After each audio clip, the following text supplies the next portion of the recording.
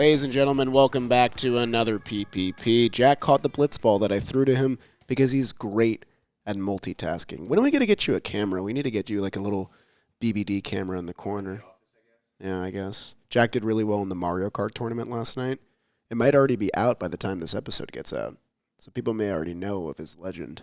I mean, it will be forever locked into history Right. on how dominant he was. Yeah. It was a very impressive performance, I have to admit. So good shout out, but we are moving on to the PPPs of Mr. Eduardo Escobar. Oh, whoa, I nailed that, by the way. That was a good one. I was a little nervous, like right before, because, you know, like 80% good, 20% bad, and rolling your R. I nailed it. I mean, it's a risky play. When the pressure's on. Yeah. I mean, a lot of people say that I look like Eduardo Escobar on Twitter. I don't know how valid that is. I don't see it. Jack, what do you think? You could have backed me up like a little bit. Jack, You could have been like, I kind of see it. Is that a bad thing that you don't? That I don't look like a big league player? Yeah, I'd say so. You don't look like Giancarlo Stanton. That's fair. We're much more different though, I feel like, you know. I don't. Anyway. I don't see it. I don't see it. Sorry, other people do. Anyway, Eduardo Escobar, pretty good ball player. Yes. If I do say so myself. This was a lockout. We got him pretty early in the offseason, pre-lockout. Yeah. You were super excited about the signing. Very excited. Why? Well, I first want to say that I feel like this signing has been underappreciated because the trio of signings that came all together in Escobar, Canna, and Marte. Canna was the one that I called, and I was very happy to see. But Eduardo Escobar was like such a pleasant surprise. He had a very, very good 2019 season for a team that was pretty forgettable. In the Diamondbacks. He led the league in triples with 35 home runs, a 111 OPS plus. Very quietly, a super productive hitter for that team. He was an all-star last year. We'll talk about his last year soon. But Eduardo Escobar on a 2-year, $20 million deal is a very good get for the Mets. I agree. I feel like he's going to fill a slot. He's going to be more of a regular at third base, but think Jonathan VR, a middle infielder, can play the corner. He'll play third base for us. Switch hitter, lots of power. He's fast, but he doesn't steal bases, that kind of player. I'm excited to have him on the team. Like I said, he's a switch hitter, so having him bat from the left side in our lineup, which is very right-handed heavy, is a necessity, and we're happy to have him in the back end. It'd probably be like 6-7 to start the year in the lineup. I definitely think so. But I think it's a good addition. I think it was a good sign. Yeah, we're sorely missing power from the left-hand side of the plate. I still think we could use more, but having Eduardo Escobar definitely helps the problem a lot. And like we said, versatility is very important, not only on any big league roster, but especially in the Mets one, who is very right-handed heavy, and also not a lot of positions to go around defensively. Eduardo Escobar can also play a little bit of second base. He's played a little bit of shortstop. He is probably going to be the third baseman for the Mets this year, but still, he brings a lot of options to the table, and on a very cheap contract considering what he's done in the past. I'm very excited to see him in the blue and orange next year. Let's talk about what he did in 2021, though. All right, let's take a look. 2021, he 146 game played, 600 plate appearances. He hit 250, 310 on base, or 314 on base, 475 slugging. More importantly, he had a 109 OPS plus. Yep. In the traditional sense, he had 28 homers and 90 RBI. That is a tremendous amount of power and production. He would have safely been the second best hitter on the Mets last year. Is that safe to say? Yeah, I mean, outside of Alonso? Yeah, I mean, if Nimmo plays a full year, maybe, but outside of Alonso, it would have been Eduardo Escobar. So you're already getting so much better offensively with this guy who's been so consistent for the past 3 or 4 years, just slotting him into the middle of your lineup here. Yeah, and luckily for him, he's coming into a well-established list of big league lineup guys, and he'll be able to push back, and he'll be able to be a little bit more flexible with how he attacks the zone, that kind of thing. So he's going to be fun to watch. He's an exciting player. Like I said, he's fast. He can get those triples. 10 triples would be Jose Reyes-esque. That'd be fun. That'd be fun to watch. To push around some of the guys that are on base in front of him. I don't think he's going to have quite as many RBI opportunities because of Alonso in front of him. That's kind of a big RBI guy. But, again, he's a very good, very productive hitter who we're getting at a cheap, two-year option. And there's two things that I love about this signing especially, other than everything else we've already discussed. One is that I heard from our good friend and our Minnesota source, Trevor Plouffe, that Eduardo Escobar is a fantastic clubhouse presence. He's beloved pretty much everywhere he goes, and that's something that the Mets need in their clubhouse right now. We've heard of sort of the dysfunction that went on in 2021, and you need clubhouse leaders, but also clubhouse morale boosters. And I think Eduardo Escobar can be both of those things for the Mets. Yeah, Trev had nothing but kind things to say about him. A guy that's been around the league that has nothing but friendships to show for it shows you that he's just a good, kind-hearted human being, and that he can be a plus to have around, for 6-7 months at a time. I agree. And the other thing that I like is that we had a lot of inconsistencies and injuries from a lot of our Mets last year on and off the field. Eduardo Escobar, you see what you get here. In the first half of 2021, 254 batting average, 301 on base, 483 slugging. That's good for a 785 OPS. In the second half of 2021, 252 batting average, 332 on base, 454 slugging. That's good for a 786 OPS. His OPS was 1 point apart in both halves. He played the whole season, and he was steady productive the entire season, which I love.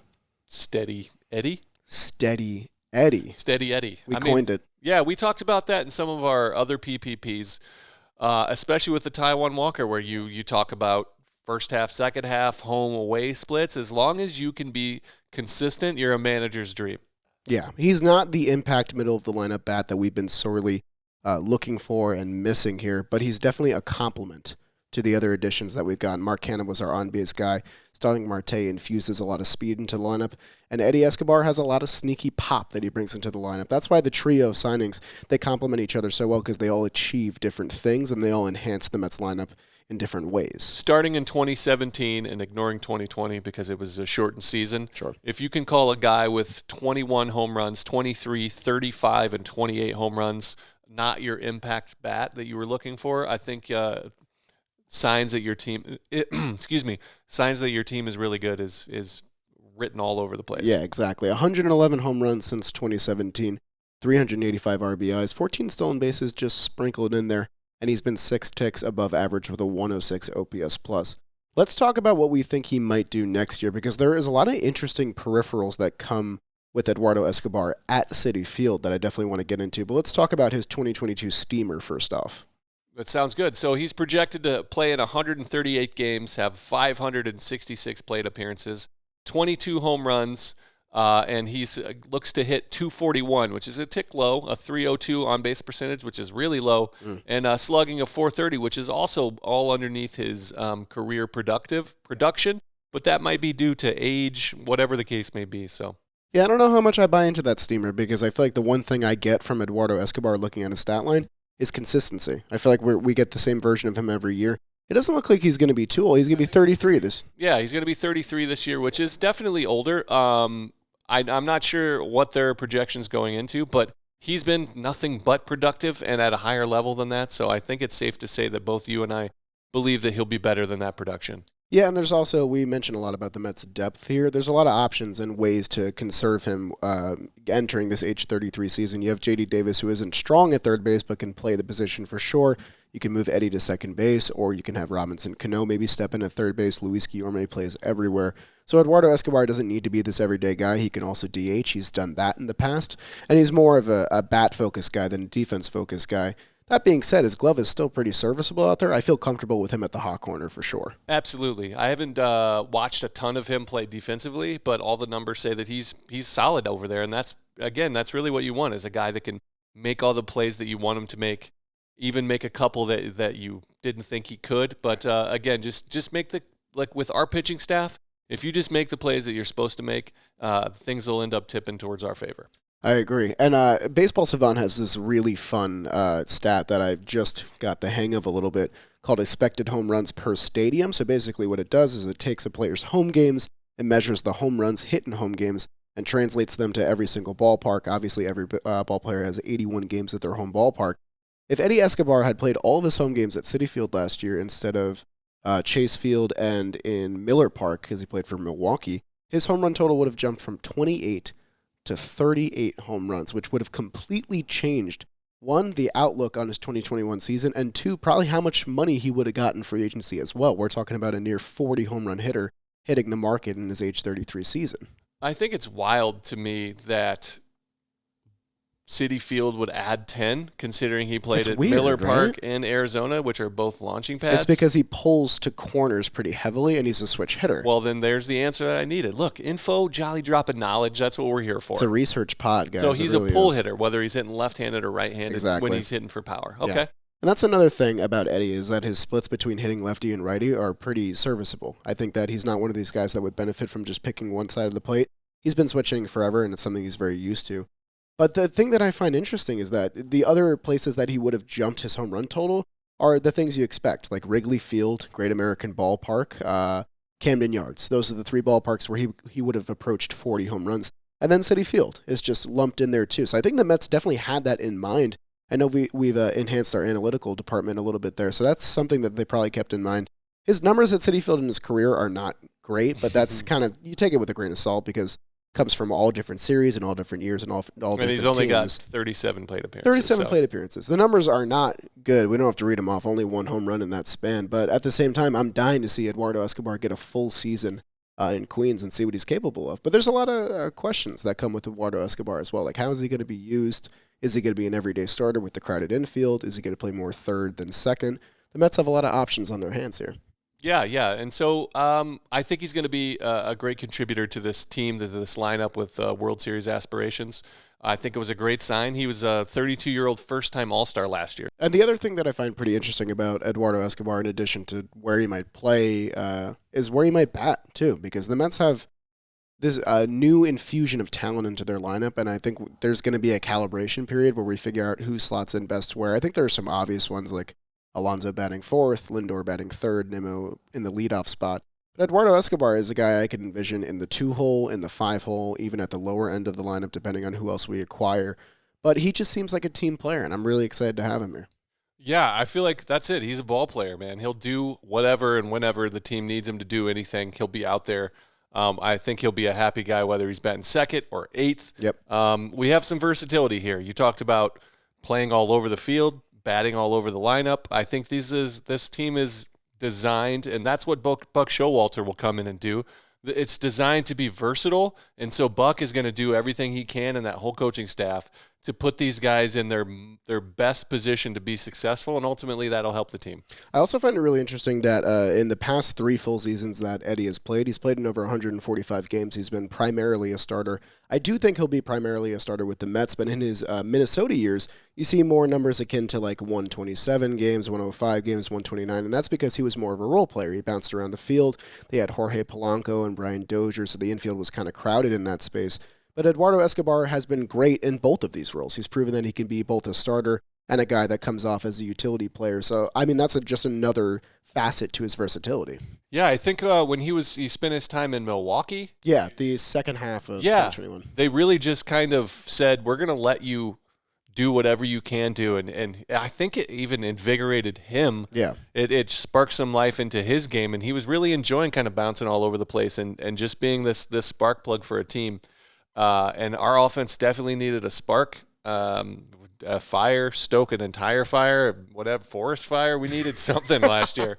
And we've brought in some key pieces. And like you said, I think this one went underappreciated, with the other signees, especially when Scherzer came down. So this is nice to get a look back at one of the underappreciated signings. So I'm super excited to have him be a member of the Mets. I think the Mets fans will really enjoy having him smiling around, running around the field at Citi Field. Exactly. The last thing I want to point out is that he's been a doubles machine in the past, which I feel like is another thing we've been missing. We didn't slug a lot last year. We didn't hit a lot of home runs other than a lot of solo shots. Eduardo Escobar had 48 doubles in 151 games in 2018. And the numbers have been pretty consistent every year, 29 in 2019, 26 last year. So not only is he going to give you 20 bombs, he's going to give you 25, maybe 30 doubles on top of that. And you can always rely on him for, what's his career average, a .436 slugging percentage, so something upwards of the mid-400s there. You take that to the bank if you're the Mets. Absolutely. For sure. That's one of those things where doubles turn into home runs, and that's where he's at in his career, where he's getting his doubles, but some of that power is translated into the higher home run totals. So we're getting him in a great point in his career, I believe, and I think he's still going to be a highly valuable member of this team. Is it over under time? I believe it's over under time. I think I'll go first today. I would love you to go first. I've been letting you go first a lot. I got to step in here.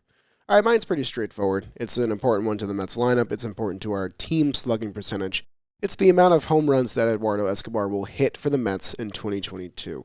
I brought up the expected home runs before at Citi Field. He would have jumped to 38, so that's pretty alarming.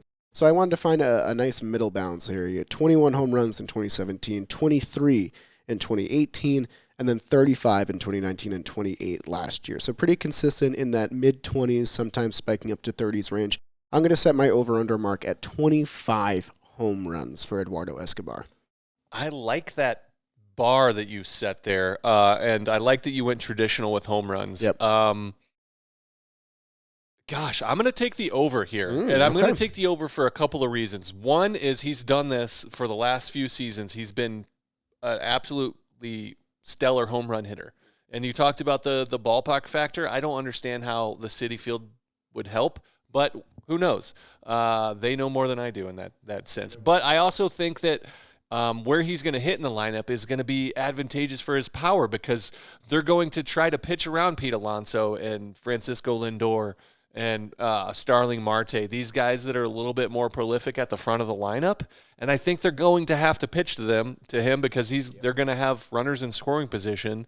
And depending on who's behind him in the lineup, I think he's either going to get a lot of pitches to hit or he's going to start smacking these balls in the gap. But I think they're going to translate into homer. So I'm going to take the over. I think I'm going to take the under here, a very cautious under, because I do love the reasoning behind your answer there.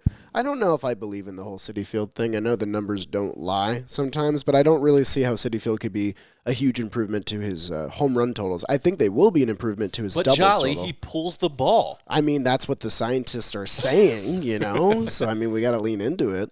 I think he'll be a big doubles guy at Citi Field. I feel like that plays to his advantage a little bit more. But I do love what you said. I think where he bats in the lineup is really going to affect the types of pitches he's going to see, especially because he's going to be, the protector of Pete Alonso. At least that's how it stands right now.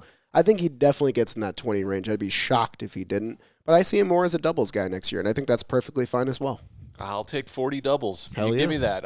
Again, doubles sometimes are better than home runs. That sounds counterproductive and definitely is mathematically. Guys. But a home run will end a rally, whereas the doubles, you keep the guy on the mound under pressure. You keep the line moving. It doesn't slow anything down. There's no break in momentum. There's no stopping that. You can keep the line moving with doubles, and that's exciting. Definitely agree there. All right, so I'll do my over under. I'm actually going to keep it traditional as well.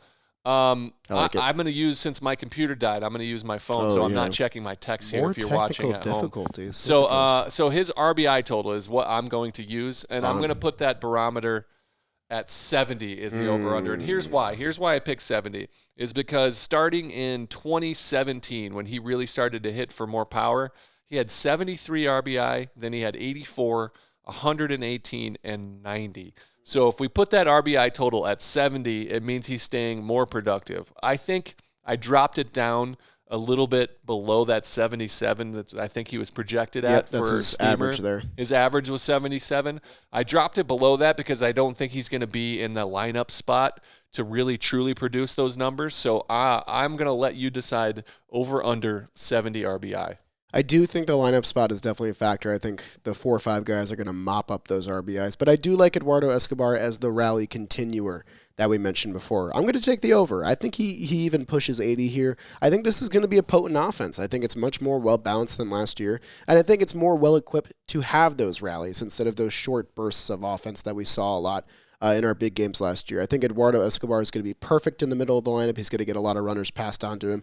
And he had great runners in scoring position numbers as well. So I'm going to hammer the over here. I, too, am going to take the over. I wanted to take the under here for a little bit just to be contrarian, but also because I do believe that the guys in front of him are going to scoop up all those RBI. But I do think that he's going to be a home run hitter, like I stated by your over. And so I think he'll be able to produce his own runs at enough factor to be the guy averages 77. I think he's above that. He's shown it in the recent past. So I'm going to take over on Eddie Escobar, one of my favorite Mets to watch coming in this season. Dude, me too. So yeah, you give me 25 doubles, 20 home runs, 80 RBIs, and you got one of the most reliable hitters in the Mets lineup, one of what would have been the best in Will 2021. be towards the back half of the lineup. Which is crazy. That is wild. Get excited, Mets fans. That'll do it for this player profile and projection. Thank you so much for tuning in. We'll be back next time with another Mets player. Let's go Mets. Let's go Mets, guys. Jerry's battery's dead. It's sad. I also had a throat issue. Hopefully that got cut out. But You didn't we see it. persevere here. We persevere.